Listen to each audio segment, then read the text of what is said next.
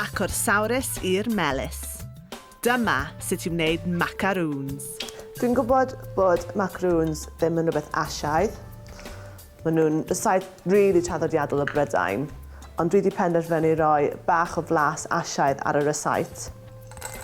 Dwi efo pistachios, sydd yn lliw gwyrdd hyfryd, a dwi hefyd efo mangoes a lime.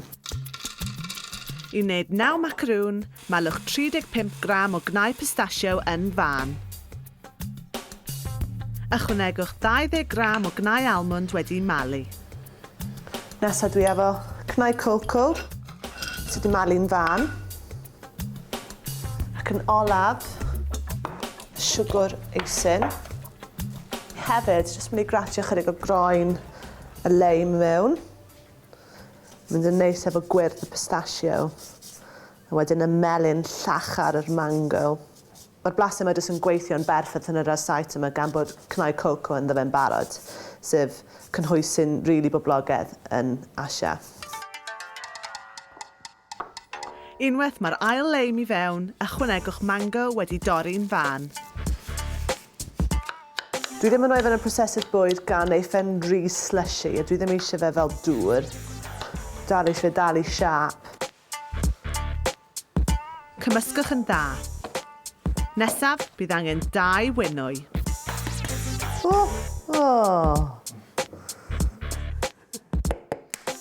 Ychwanegwch halen a'i chwipio. Chi angen pics weddol stiff.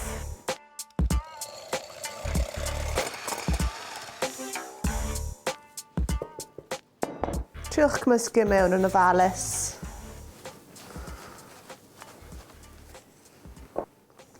Nawr chi gallu gweld y lliw anhygoel, gwyrdd y pistachio a'r leim, a'r chunks bach neis o'r mango.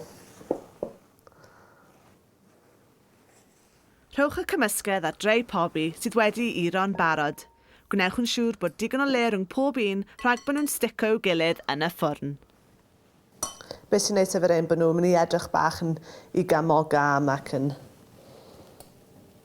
rustic yw'r gair gorau. Addurnwch gyda thamed bach o pistachio, mango a chili. Fi'n gwybod bod cael chili mewn rhywbeth melys yn swnio bach braidd yn od, ond mae fe'n gweithio. A nawr, i mewn i'r ffwrn.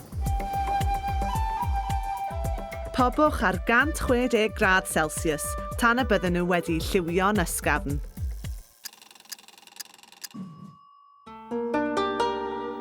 Unwaith maen nhw wedi oeri, maen nhw'n barod i'w bwyta. Maen nhw'n rili ysgafn. A beth sy'n neis, mae'r leim yn neud i popeth glasu'n rili ffres. Maen nhw yn lush.